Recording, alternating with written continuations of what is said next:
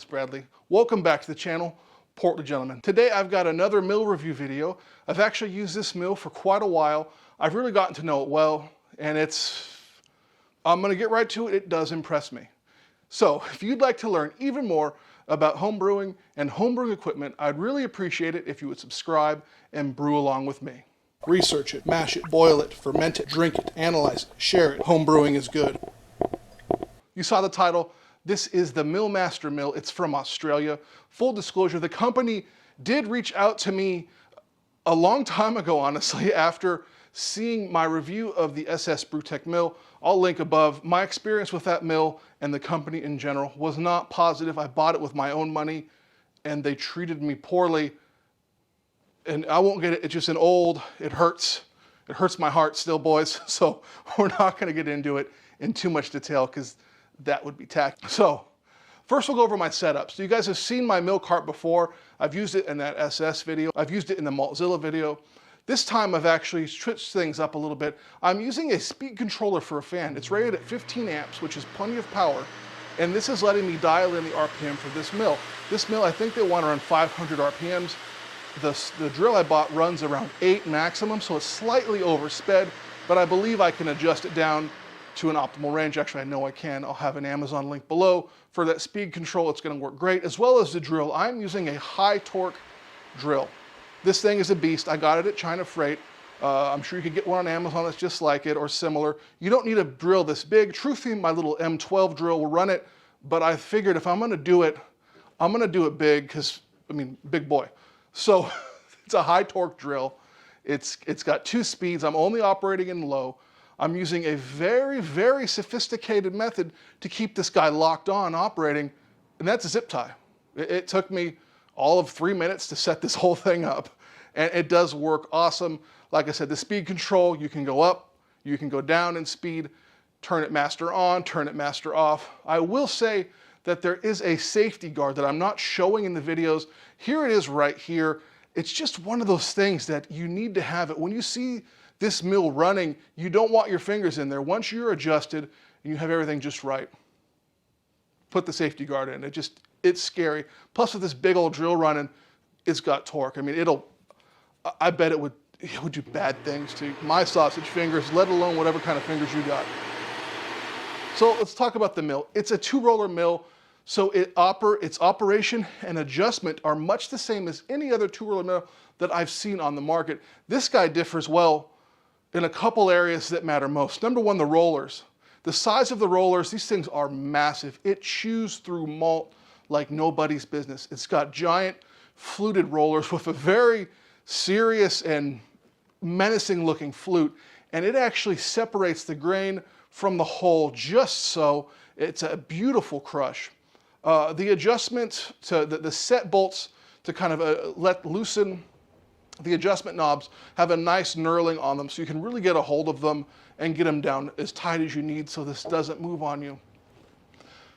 The adjustment knobs on the side have very well indicated markings that let you pick your gap. You're going to want to use a feeler gauge to adjust this guy, just like any other mill. And another thing that I recommend is do it based off of what you think is a good crush for your system. I can tell you right now that what I would normally say is a reference for my standard crush size with this mill, I actually went a different setting than I normally would have. But that's just based off of what I saw, and of course some trial and error. Whenever you try out a new mill for the first time, you may suffer a hit in efficiency, increase or decrease in efficiency. That's the nature of the beast. You got to dial it in, and you got to brew to do it. So I've brewed a lot and got this thing where I want it. My efficiency, along with some other techniques that I'll go over in a future video, is really, it's high. If you care about that sort of thing, I know the internet loves efficiency.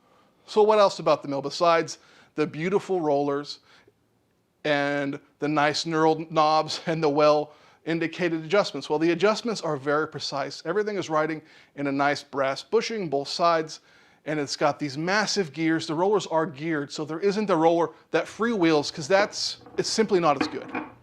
So these gears are serious. Check a look at them right here. They are just, yeah, they're really a good connection. I think they're gonna last a lifetime, honestly. The manufacturer's been making this mill, he told me, for about 10 years or one similar to it, so They're pretty confident it's long-lived, and I don't see any reason for it to fail unless you try and run like nails through it or something.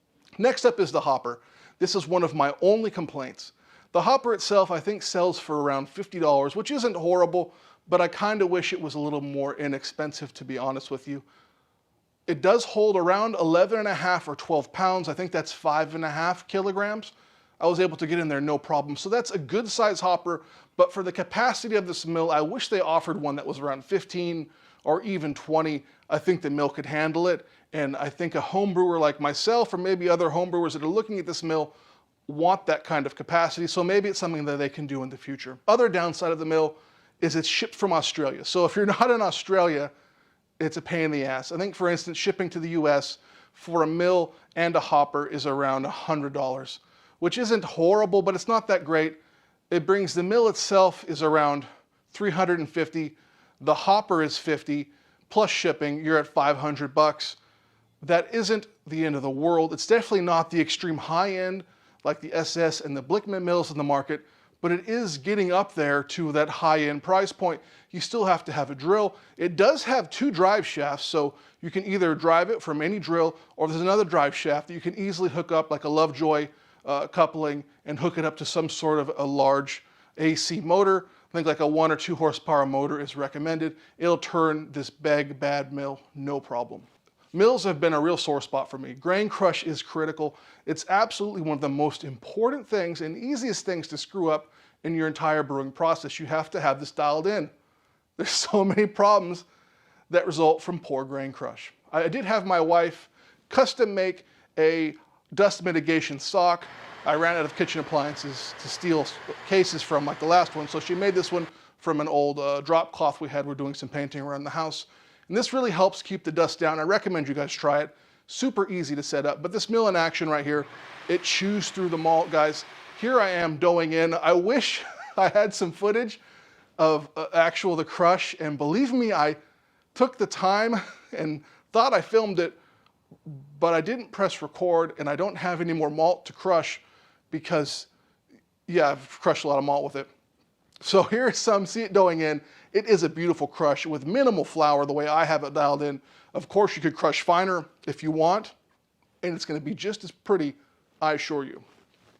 As far as your first use of this mill or any mill, I recommend just getting, 5-10 pounds of the cheapest malt you can get and run that through the mill. Also use that to help you dial in the crush. Yes, it's some sacrificial malt, but it's going to pull any of the oils or anything from manufacturing in there out, and hopefully it's clean. Actually, mine was clean after that exact process, so it's going to work, and you do have malt then to dial in your crush before you're using the grains that you're going to brew with, because that gets stressful, because more often than not, I only have so much grains for my recipe, and that's it. All right, guys, so in closing, I'm going to tell you something that not all brew tubers will tell you, whether or not I think this product is worth buying or not. I don't make commercials, guys. So this is my honest opinion. If you're here, that's what you're going to get. I think if you're looking for a mill and you have the cash to spring for this mill and you don't want to go to that high end of the market for whatever reason, I think this is an awesome mill to get. I think it is honestly better than the other more widely known 2-roller mills here in the US. I've tried the other ones. This thing is special. I'm not saying that because they've paid me. They haven't. They did give me this mill, like I said, for review. I'm being honest. Hopefully, if anyone else has used this mill, please comment below. Let me know how it worked for you, just so everyone else can realize that Bradley's just not full of shit. I promise I'm not full of shit, guys. So once again, thank you so much for watching. This has been Bradley. Remember, home brewing is good, and I'll see you real soon.